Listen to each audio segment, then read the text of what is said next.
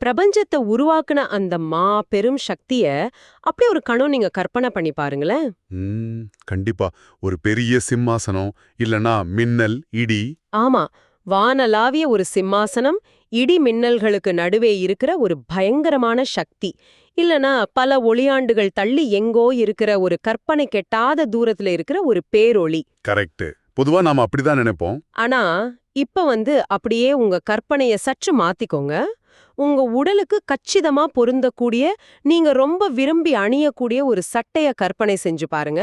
ஓஹோ, ரொம்ப சுவாரஸ்யமா இருக்கே.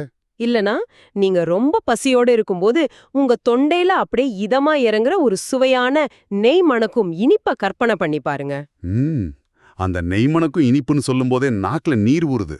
அதானே, இப்ப நான் என்ன கேக்குறேன்னா, பிரபஞ்சத்தை ஆளும் அந்த பேரொளியும் நீங்க சாப்பிடுற இந்த நெய் மணக்கும் இனிப்பும் ஒண்ணுதான் அப்படின்னு 19ஆம் நூற்றாண்டைச் சேர்ந்த ஒரு தமிழ் ஞானி சொல்லியிருக்காருன்னா உங்களால நம்ப முடியுதா? நம்புறது கொஞ்சம் கஷ்டமான விஷயம்தான், ஆனா அதுதான் உண்மை. ஆமாங்க. இன்னைக்கு நாம ஒரு பிரத்யேகமான தேடலுக்குள்ள நுழைய போறோம். உங்களுக்காகவே உருவாக்கப்பட்ட இந்த விரிவான அலசல்ல நாம எதை உடைத்து பார்க்க போறோம்னா, வள்ளலார் எழுதிய அருள் விளக்க மாலையோட 15வது பாடலை தான். அருமையான ஒரு பாடல் இது. ஓகே, இத நம்ம கொஞ்சம் விரிவா பார்ப்போம். இந்த பாடலோட முதல் வரிகளே பாத்தீங்கன்னா, பல நூற்றாண்டுகளா நாம கட்டி வச்சிருந்த அந்த ஆன்மீக பிம்பங்களை அப்படியே சுக்குநூறா உடைக்குது இல்லையா? கண்டிப்பா. அதாவது இந்த பாடல 19ஆம் நூற்றாண்டோட வரலாற்று பின்னணியில வச்சு பார்த்தாதான் இதோட உண்மையான வீச்சு நமக்கு முழுசா புரியும். அந்த காலகட்டத்துல ஆன்மீகம்னா எப்படி இருந்துச்சு? அந்த காலகட்டத்துல ஆன்மீகம் அப்படிங்கிறது சாதாரண மனிதர்களுக்கு எட்டாத ஒரு விஷயமா தான் இருந்துச்சு. இறைவன் என்பவன் ஒரு இருண்ட கருவறைக்குள் பல சடங்குகளுக்கு பின்னால் இருக்கிற ஒருத்தன். ஒரு குறிப்பிட்ட தூரத்திலிருந்து மட்டுமே தரிசிக்கக்கூடிய ஒரு பயபக்தியான பிம்பம், கரெக்டா? மிகச்சரி. ஆன்மீகம் என்றாலே இந்த உலகத்தை விட்டு விலகிச் செல்வது, காடுகளுக்கோ இல்ல மலைகளுக்கோ போய் தனிமையில தவம் செய்யறது அப்படிங்கிற ஒரு பொதுவான எண்ணம் மக்கள்கிட்ட இருந்துச்சு. ஆனா வள்ளலார் அதை அப்படியே மாத்துறாரு. ஆமா, வள்ளலார் என்ன பண்றார்னா, அந்த ஒட்டுமொத்த பிரபஞ்ச சக்தியையும் அப்படியே பிடிச்சு இழுத்து வந்து நம்ம வீட்டு சமையலறையிலையும் நம்ம அன்றாட வாழ்க்கையிலையும் நம்ம கைகள்லயும் உட்கார வச்சிடுறார். வாவ், நம்ம கைகளா? கேட்கவே சிலிர்ப்பா இருக்கு. உண்மைதான். மனிதனுக்கும் இறைவனுக்கும் இடையில இருந்த அந்த மாபெரும் இடைவெளிய அவர் முற்றிலுமாக அழித்து விடும் ஒரு உளவியல் தத்துவத்தை இந்த ஒற்றை பாடல்ல விதைத்திருக்கிறார்.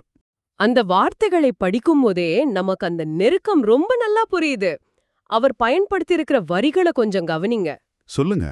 கைக்கு செய்த பொருளே, மெய்க்கு செய்த அணியே, நெய்க்கு செய்த உணவே, என் நெறிக்கு செய்த நிலையே. இதுதான் அந்த வரிகள். ரொம்ப கச்சிதமான வார்த்தைகள். இது நான் படிக்கும்போது எனக்கு உடனடியா தோணுன ஒரு விஷயம் என்னவென்றா, இப்ப நாம பல மாதங்களா காத்துக்கிட்டு இருந்து ஒரு புது ஸ்மார்ட் போன் வாங்குறோம்னு வச்சுக்கோங்க. ஒரு புது போன். அத முதலா கையில பிடிக்கும்போது அதோட எடை, அதோட டிசைன் எல்லாமே நம்ம உள்ளங்கைக்கு கச்சிதமா பொருந்தி, வாம், இது எனக்காகவே செய்யப்பட்டது போல இருக்கே அப்படின்னு ஒரு உணர்வு வரும் இல்லையா? கண்டிப்பா வரும். ஒரு அலாதியான ஃபீலிங் அது. அதுதான் கைக்கு செய்த பொருளே. அல்லது நாம ரொம்ப பசியோடு இருக்கும்போது நமக்கு ரொம்ப பிடித்தமான அந்த நெய் மணக்கும் ஒரு உணவு சாப்பிடும்போது அந்த முதல் வாய் உணவுக்கு கிடைக்கிறதே ஒரு ஆத்ம திருப்தி. ஆஹா, அந்த திருப்திய வார்த்தையால சொல்ல முடியாது. அந்த உணர்வைத்தான் அவர் இங்க குறிப்பிடுகிறார். ஆனா எனக்கு இதுல ஒரு மிகப்பெரிய முரண்பாடு தோணுது. என்ன முரண்பாடு? பிரபஞ்சத்தை ஆளும் சக்தி, எல்லையில்லாத ஒரு பேரொளி, அத போய் இவ்ளோ சாதாரணமான ஒரு நெய் உணவோடு ஏன் ஒப்பிட வேண்டும்? அந்த மாபெரும் சக்திய ஒரு மனிதனின் அன்றாட தேவைகளா சுருக்கிறது போல இல்லையா இது? இல்ல, இது சுருக்குவது கிடையாது. மாறாக மனித இருப்பை முழுமைப்படுத்துவது அப்படின்னு தான் நான் சொல்லுவேன். முழுமைப்படுத்துவதா? அது எப்படி? அதாவது நாம இறைவனை எட்டாக்கணி அப்படின்னு நினைச்சுக்கிட்டு இருக்கோம். எங்கோ வானத்துல இருப்பவன், நம்ம குறைகளை எல்லாம் பட்டியலிட்டு தண்டிப்பவன், அல்லது வரங்களை கொடுப்பவன் அப்படின்னு ஒரு அதிகாரப்பூர்வமான தூரத்து உறவாகவே பார்க்கிறோம். ஆமா, ஒரு பாஸ் மாதிரி பார்க்கிறோம். கரெக்ட். ஆனா உளவியல் ரீதியா பாத்தீங்கன்னா, ஒரு மனிதனோட மிக அடிப்படையான மிக தீவிரமான உணர்வு எது? பசி. பசிதானே? எக்ஸாக்ட்லி. அந்த பசியை தீர்க்கும் சாதாரண உணவாக இல்லாமல் நெய்க்கு செய்த உணவே என்கிறார் வள்ளலார். நெய் என்பது சுவையின் உச்சம், திருப்தியின் அடையாளம். வெறும் சாப்பாடு இல்ல, நெய் சாப்பாடு. ஆமா, உங்க பசிய ஆற்றி உங்களுக்கு உச்சக்கட்ட திருப்தியை தரும் ஒரு உணவு எப்படி உங்க உடலோடும் உயிரோடும் ஒன்றி கலக்கிறதோ அப்படிதான் இறைத்தன்மையும் கலக்கிறது. ஓஹோ. அதைவிட முக்கியமானது என் நெருக்கி செய்த நிலையே அப்படிங்கிற அந்த வரி. ஆமா, அந்த வரி எனக்கு ரொம்ப பிடிச்சிருந்தது. அதோட அர்த்தம் என்ன? இது மிக ஆழமான ஒரு தத்துவம்.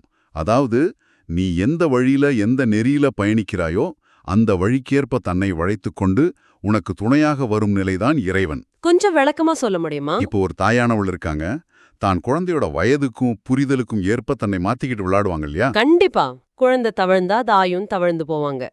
மிக எளிமையான அன்றாட வாழ்வியலோடு இணைக்கிற ஒரு மாபெரும் முயற்சி இது. வாவ்! அதாவது இறைவன் என் வாழ்க்கைக்கு வெளியே ஒரு பார்வையாளரா இல்ல, என் வாழ்க்கையின் ஒவ்வொரு அசைவிலும் எனக்குத் தேவையான வடிவில் எனக்குத் தேவையான அளவு கச்சிதமா பொருந்தி வருபவன் அப்படிங்கிறீங்க. முற்றிலும் உண்மை. அருமை. இது ஒரு புதுவிதமான கோணம். ஆனா அடுத்த வர்ற வரிகளை படிக்கும்போதுதான் எனக்கு உண்மையான ஆச்சரியமே காத்திருந்துச்சு. அப்படி என்ன ஆச்சரியம்? நாம இதுவரைக்கும் தொடு உணர்வு, சுவை அப்படின்னு புறப்பொருட்களை பற்றி பேசினோம். ஆனா அடுத்த வரிகளில வள்ளலார் முற்றிலும் வேறு ஒரு தளத்திற்கு நகர்கிறார். கண்ணே என் கண்களுக்கே கலந்திசைந்த கனவா, என் கருத்திசைந்த கனிவே, பொன்மேடையில் என்னுடனே மெய்கலந்த தருணத்தே விளைந்த பெருஞ்சுகமே. ஆஹா, என்ன அருமையான வரிகள்! இதை படிக்கும்போது நான் ஒரு ஆன்மீக பாடலை படிக்கிறேனா அல்லது சங்க இலக்கியத்துல வர்ற ஒரு காதல் பாடலை படிக்கிறேனா அப்படிங்கிற ஒரு சந்தேகமே எனக்கு வந்துருச்சு. நிறைய பேருக்கு அந்த சந்தேகம் வர்றது இயல்புதான். நாம ரொம்ப ஆழமா நேசிக்கிற ஒருத்தரோட இருக்கும்போது உலகமே மறந்து போகும். காலம் அப்படியே உறைந்து போனது போல ஒரு உணர்வு ஏற்படும் இல்லையா? ஆமா, எல்லாமே பெர்ஃபெக்ட்டா இருக்கிற மாதிரி ஒரு நிம்மதி. கரெக்ட். நவீன உளவியல்ல இத ஃப்ளோ ஸ்டேட் அப்படின்னு சொல்வார்கள். அந்த வகையான ஒரு காதல் நெருக்கத்தை அவர் இறைவனோட உணர்கிறார் என்பது போல எனக்கு தோணுது.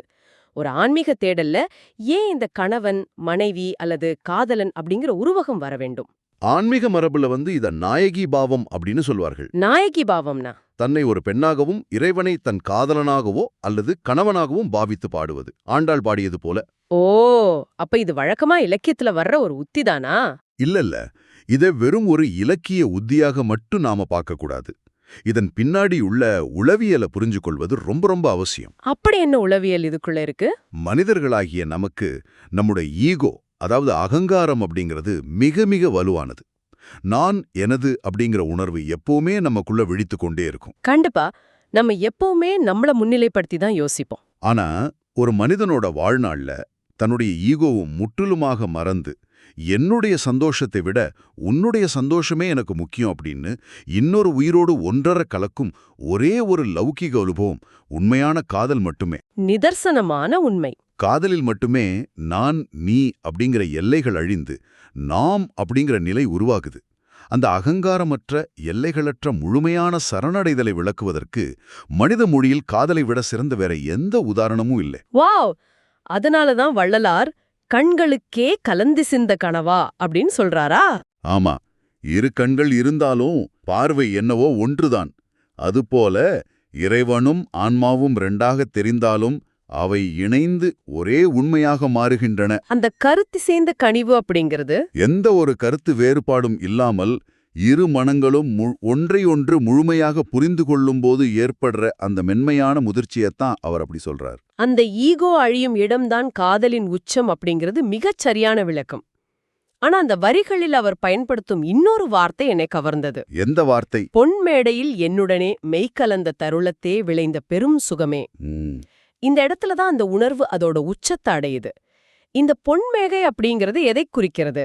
அது அவர் வாழ்ந்த சிதம்பரத்தையா அல்லது ஏதேனும் ஒரு கற்பனை உலகத்தையா? புற உலக அளவுகோல்ல பாத்தீங்கன்னா பொன்மேடை என்பது சிதம்பரத்துல உள்ள பொன்னம்பலத்தை குறிக்கலாம். ஆனா இது வெறும் புற உலக விஷயம் கிடையாது இல்லையா? கண்டிப்பா கிடையாது. இந்த ஒட்டுமொத்த பாடலுமே அகநோக்கில் பயணிக்கக்கூடிய ஒரு விஷயம். எனவே அந்த பொன்மேடை என்பது மனிதனின் இதயம் அல்லது அவனது தூய அறிவு நிலையை குறிக்கிறது. ஒரு உள்ளொளி மாதிரி சொல்றீங்களா? ஆமா, இது ஏதோ ஒரு புவியியல் இடம் கிடையாது. இது ஒரு உளவியல் மற்றும் ஆன்மீக நிலை, மூளையின் உணர்வின் உச்சக்கட்ட விழிப்பு நிலை. அங்கே என்ன நடக்கிறது? அங்கே அகங்காரம் அப்படிங்கிற திரை முழுமையாக விலகி ஆன்மாவானது பிரபஞ்ச சக்தியோடு கலக்கிறது. என்னுடனே மெய்கலந்த தருணத்தே விளைந்த பெரும் சுகமே அப்படின்னு அவர் சொல்றார். மெய் கலந்த தருணம். இங்க மெய் என்பது உடலையும் குறிக்கும், உண்மையையும் குறிக்கும்.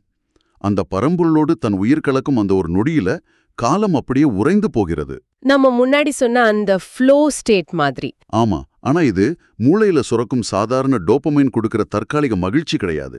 இது வார்த்தைகளால் விவரிக்க முடியாத எந்த ஒரு புற காரணத்தையும் சார்ந்திராத ஒரு மாபெரும் உள்நிலை ஆனந்தம். அதத்தான் அவரு பெரு சுக்ரமே அப்படின்னு சொல்றாரா? மிகச்சரி. அந்த ஒரு வினாடி அனுபவத்திற்கு முன்னால மனிதர்கள் தங்கள் வாழ்நாள் முழுவதும் தேடி அலையும் மற்ற எல்லா இன்பங்களும் மிக மிக சாதாரணமானவையா மாறிவிடுகின்றன. தனிப்பட்ட ஒரு மனிதனுக்கும் அந்த மாபெரும் சக்திக்கும் இடையே இவ்வளவு ஆழமான உணர்வுபூர்வமான ஒரு உறவு சாத்தியம் அப்படிங்கறத புரிஞ்சு கொள்ள முடியுது. ஆனா இங்கதான் ஒரு சுவாரஸ்யமான தர்க்க ரீதியான முரண்பாடு ஒண்ணு வருது. முரண்பாடா? என்ன இது? அடுத்த வரிகள்ல வள்ளலார் ஒரு மிகப்பெரிய தாவலை மேற்கொள்கிறார்.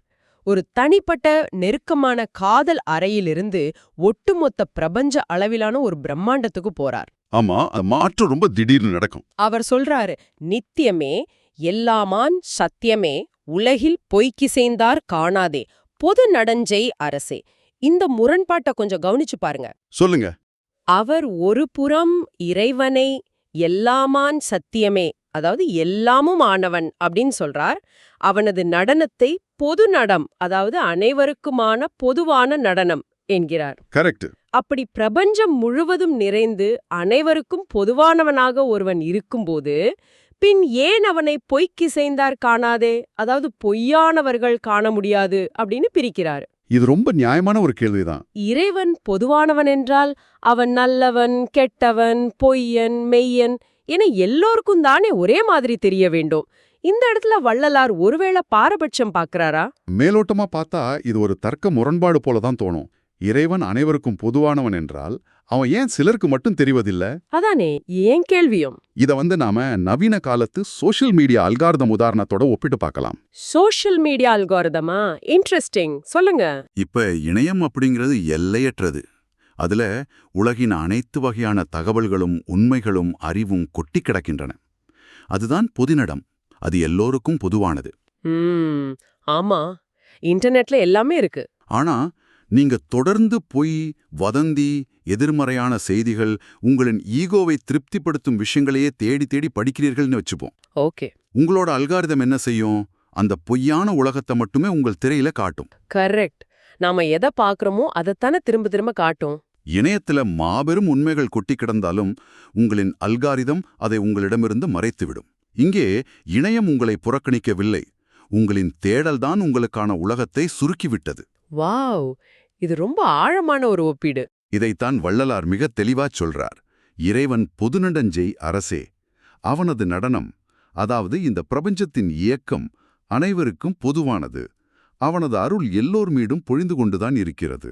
அப்புறம் அந்த பொய்க்கு சேர்ந்தார் அப்படிங்கிறது, யார் ஒருவர் உலக மாயைகளிலும் அகங்காரத்திலும் பொய்மையிலும் தம்மை தொலைத்துவிட்டு அந்த பொய்மையோடு தங்களை இசைத்துக் கொள்கிறார்களோ அவர்களது அகக்கண்களுக்கு இந்த பிரபஞ்ச உண்மை தெரியாது.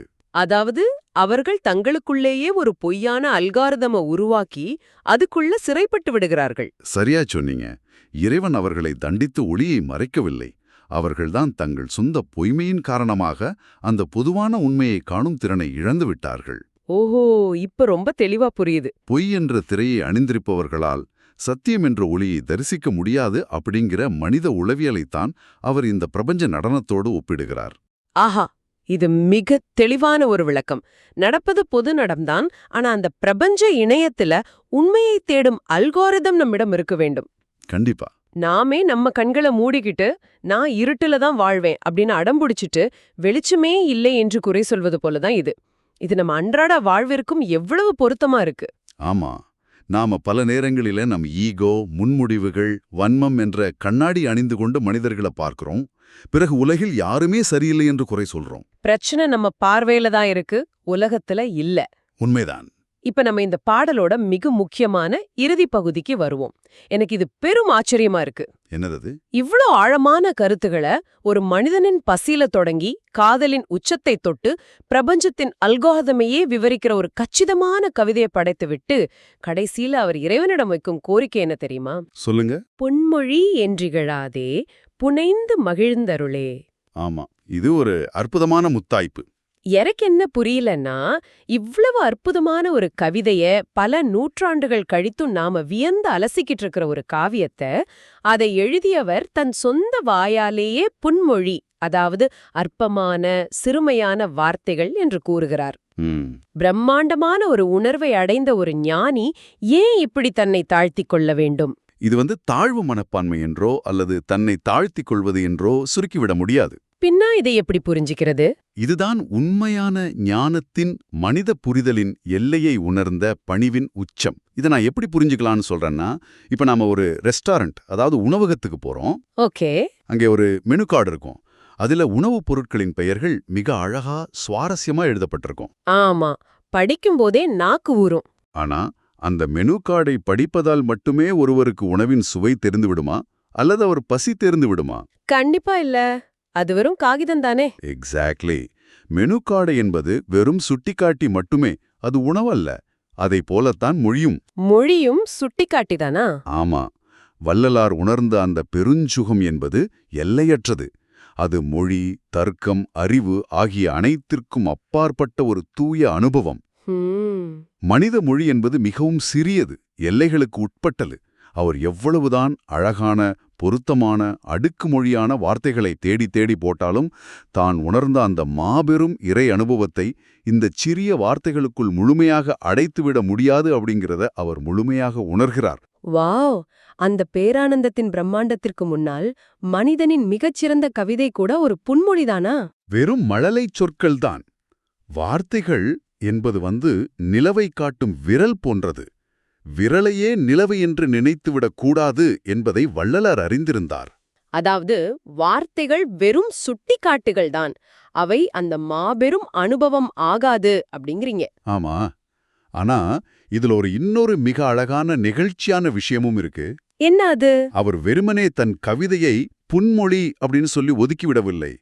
புன்மொழியென்றிகளாதே புனைந்து மகிழ்ந்தருளே என்கிறார். அதோட உள்ள அர்த்தம் என்ன? அதாவது ஒரு சிறு குழந்தை தன் மழலை மொழியில தப்பு தவறாக உளறிக்கொண்டு பேசினாலும் ஒரு தாய்க்கு அது எவ்வளவு இனிமையா இருக்குமோ, அந்த சொற்களை கேட்டு அவள் எப்படி பூரித்து போவாளோ அதுபோல. ரொம்ப அழகான ஒப்பீடு. என் வார்த்தைகள் குறையுடையதாக இருந்தாலும், மனித மொழியின் வரம்புகளுக்கு உட்பட்டதாக இருந்தாலும், இதை ஒரு குற்றமாகவோ அற்பமாகவோ பார்க்காமல் இதை ஒரு அழகான ஆபரணமாக நீ அணிந்து கொண்டு மகிழ வேண்டும் என்று உரிமையோடு இறைவனிடம் சரணடைகிறார். கேக்குறதுக்கே ரொம்ப சிலிர்ப்பா இருக்கு. ஒரு மாபெரும் கவிஞன் தன் அறிவின் மீதான அகங்காரத்தை முற்றிலுமாக அழித்துவிட்டு அந்த பிரபஞ்ச சக்தியின் மடியில் ஒரு சிறு குழந்தையாக சுருங்கி தன் மழலையை ஏற்றுக்கொள்ளச் சொல்லும் அந்த தருணம்தான் இந்த பாடலின் உண்மையான ஆத்மா. இது கேட்கவே மிகவும் நெகிழ்ச்சியா இருக்கு. ஒரு முழுமையான பயணம் போல இருக்கு இந்த பாடல். கண்டிப்பா. ஆரம்பத்துல நம் கையில் உள்ள ஒரு சாதாரண பொருளாக தொடங்கி நம் பசி தீர்க்கும் நெய் மணக்கும் உணவாக மாறி பின்னர் அகங்காரத்தை அழித்து அன்பை பொழியும் கணவனாகி பொன் மேடையில் நம்முடன் ஒன்றரக் கலக்கும் மாபெரும் ஆனந்தமாகி அதன்பின் இந்த பிரபஞ்சம் முழுவதும் நடனமாடும் சத்தியமாக விரிவடைந்து இறுதியாக அந்த சத்தியத்தின் முன் ஒரு சின்னஞ்சிறு குழந்தையாக தன் புன்மொழியை ஏற்றுக்கொள்ளக் கோரும் ஒரு பிரம்மாண்டமான உளவியல் மற்றும் ஆன்மீக பயணம். இதை விட சிறப்பா இதை சுருக்க முடியாது. நமக்கான உண்மையான நிம்மதியும் அந்த பெருஞ்சுகமும் எங்கோ தேடி அலைய வேண்டிய ஒன்றல்ல. கடவுளையோ சத்தியத்தையோ நாம எங்கோ ஒரு மலையிலோ காடுகளிலோ தேட வேண்டியதில்லை.